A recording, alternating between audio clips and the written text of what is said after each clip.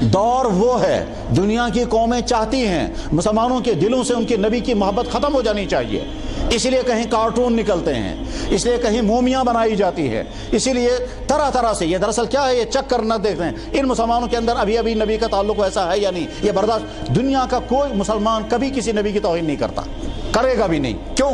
ہمارا دین مہذب بننا سکھاتا ہے، ہمارا دین ڈسپلن سکھاتا ہے۔ یہ دنیا کی وہ قومیں ہیں جو نعرے لگاتے ہیں ہم مہذب دنیا ہے اور گالیاں دیتے ہیں، مقدس شخصیات کو گالیاں دیتے ہیں، نبیوں کو گالیاں دیتے ہیں، ان کے کارٹون بناتے ہیں، ان کی تہذیب انہیں مبارک ہو۔ اسلامی تاریخ بھری ہوئی ہے، کبھی کسی مسلمان نے کسی نبی کی توہین نہیں کی اور کرے گا بھی نہیں، کیونکہ ہمارا نبی ہم کو سکھاتا ہے کسی کی توہین مت کرنا۔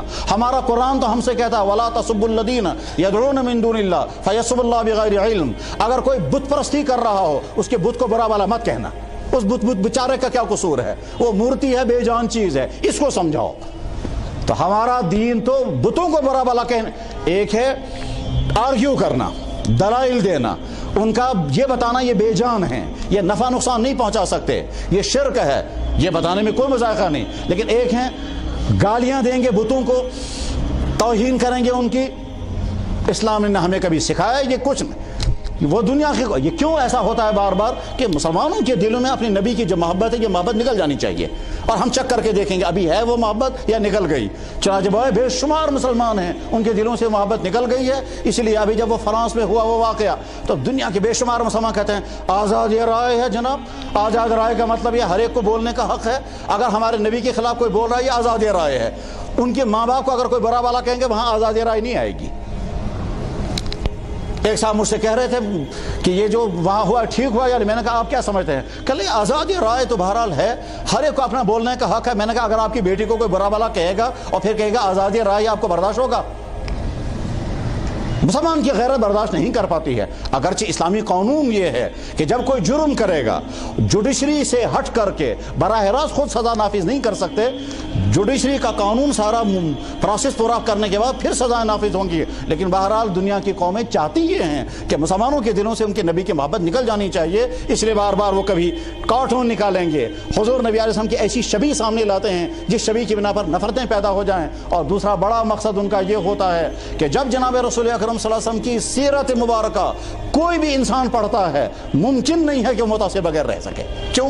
ان سے زیادہ بہتر اخلاق کسی کے نہیں، ان سے زیادہ بہتر شخصیت کسی کی نہیں، ان سے زیادہ حسین کوئی اور نہیں، ان سے زیادہ باکمال کوئی نہیں، ان کے جیسے عجیب معجزات کوئی دکھا نہیں سکا۔ اور جب انسان پڑھتا ہے تو حیران ہوتا ہے، اور سیرت مبارکہ اس انسان کو شکار کر لیتی ہے۔ ابھی کچھ عرصے پہلے میں نے ایک یہودی کا انٹرویو پڑھا، یہودی، اس کو یہودی ایجنسی نے اسی کام کے لیے متعین کر دیا تھا کہ تم ساری سیرت پڑھو اور اس سیرت میں محمد رسول اللہ صلی اللہ علیہ وسلم کی زندگی کے ایسے واقعات جمع کرو جس سے ہم دنیا کو بتا سکے دیکھو مسلمانوں کا نبی کیسا تھا، یعنی ایسے واقعات جن کو ہم ان کی ذات کے خلاف استعمال کر سکیں۔ اس نے پڑھنا شروع کر دیا، اب وہ ڈھونڈ رہا ہے کوئی ایسا واقعہ مجھے ملنا چاہیے جس سے ہم کہہ سکیں کہ دیکھو صاحب مسلمانوں کا نبی جو ہے وہ اس قسم کا نبی تھا۔ لوز پوائنٹ تو کہہ نہیں سکتے، لیکن سمجھانے کے لیے کہا ایسے پوائنٹس نکالو جس کی بنا پر ہم لوگوں کو کہہ سکیں کہ مسلمانوں کا نبی نعوذ باللہ من ذالک کا کیریکٹر ان کا صحیح نہیں تھا، اخلاق ان کا صحیح نہیں تھا، بیہیویئر ان کا صحیح نہیں تھا، رہن سہن ان کا صحیح نہیں تھا، ظالمانہ مزاج تھا، ایسی چیزیں جمع کرو۔ یہودی نے پڑھنا شروع کیا، سیرت پڑھتا گیا، واقعہ جمع کرتا گیا۔ جب سیرت پڑھ کر کے فارغ ہو گیا تو سب سے پہلے اس نے خود ہی کہا اس سے اچھا نبی تو دنیا میں کوئی ہے ہی نہیں۔